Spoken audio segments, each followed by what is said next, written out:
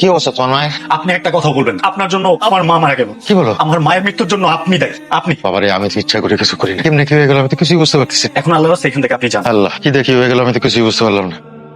বের হও আমার বাড়ি থেকে। আমি তোমার মতো মেয়ের সাথে সংসার করতে চাই না। তোমার বাবার জন্য আমার মা মারা গেছে। বেরো। আল্লাহর দোহাই লাগে তুমি এগুলো বইলো না। সবচেয়ে বড় দোষ কি জানো? তোমার বিয়ে করা। না, এভাবে বসো না প্লিজ, সংসারটা করতে চাই please। আমি তো চাই না।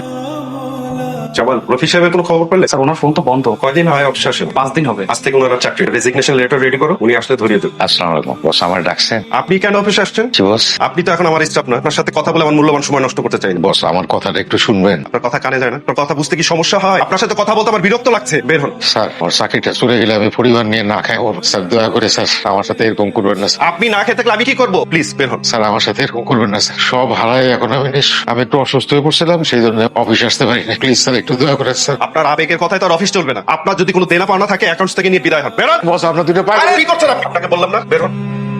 এই খারান খারান খারান, আপনার তো বাড়িওয়ালা বাড়িতে ঢুকতে না করছে। কেন, কি সমস্যা? আপনার নামে নাকি মামলা হয়েছে, আপনি চলে যান, কেউ দেখলে আমার চাকরি চলে যাবে। কি বলো তুমি? আমার এমা। হ্যালো বাবা, আরে ওই তোর বাসা আসতেছি, আজকে রাতটা তোর এখানে থাকবো। তুমি তো আসতে যাচ্ছ বাবা, কিন্তু আমি তো বাসায় নাই। তুমি এখানে কেন আসছো? আর আমার বাসার ঠিকানা পাইছো কই? তোর বন্ধু হৃদয়ের কাছ থেকে নিছি। কেমন আছিস বাবা? এতদিন পর আমার বাসা এসে জানতে চাও আমি কেমন আছি। খুব বিপদে পড়ে আসছি রে বাপ, সারাদিন কিছুই খাই নাই, শরীরটাও ভালো না। আজকের রাতটা তোর এখানে থাকি। না, আমার এখানে তুমি থাকতে পারো। যাও এখান থেকে, যাও যাও বেরো। কি বলিস? তুমি বের হও আমার বাসা থেকে। কিনা বাবার আমার একটা কলম। কি বলিস রে বাবা? আমি তোর জন্মদাতা, তোর ভালোর জন্য, তোর একটু সুখের জন্য আমার জীবনের কত স্বাদ আল্লাহ আমি বিসর্জন দিচ্ছি। কি করছো বাবা? তুমি কি করছোটা কি আমাদের জন্য? যখন যেটা চাইছি সেটা পাই। সবসময় অভাব নামে একটা নাটক বানায় রাখছো। তুমি এটা অযোগ্য বাবা। তোমার কোনো জায়গা আমার এই বাড়িতে হবে না। যাও এখান থেকে। ঠিক আছে যাই। আপনি নাচতে না খুশি? বাবা রে, আমি তো একজন বয়স্ক মানুষ, তোমার বাবার বয়স। এই রাত করে আমি কোথায় যাবো কও? আপনি কই যাবেন সেটা তো আমি জানি না। এই রাত বিরাতে আমি কোথায় যাবো কও? আচ্ছা ঠিক আছে, তাই বাড়িওয়ালা যদি কিছু কয় আমি কিন্তু সেটা জানি না। কোন মুখ নিয়ে তুমি আমাদের সামনে দাঁড়ায় আছো? কি বলো তুমি এসব আবল তাবল? তোমার কারণে আমার শাশুড়ি মারা গেছে, তোমার আমাকে বাসা থেকে বের করে দিয়েছে, তুমি আর কি চাও বলো? মারে,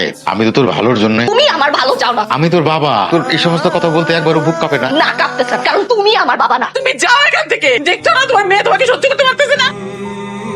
আমরা ভুলে যাই একজন বাবাও রক্তে মাংসে গড়া মানুষ, যার ভেতর লুকিয়ে আছে অসীম ত্যাগ, নিঃশব্দ ভালোবাসা ও অদৃশ্য স্নেহের গল্প। একজন বাবা কখনো ক্লান্ত হন না, কখনো অভিযোগ করেন না। সন্তানদের এত ভালোবাসা দেওয়ার পরও বাবারা কেন অবহেলিত?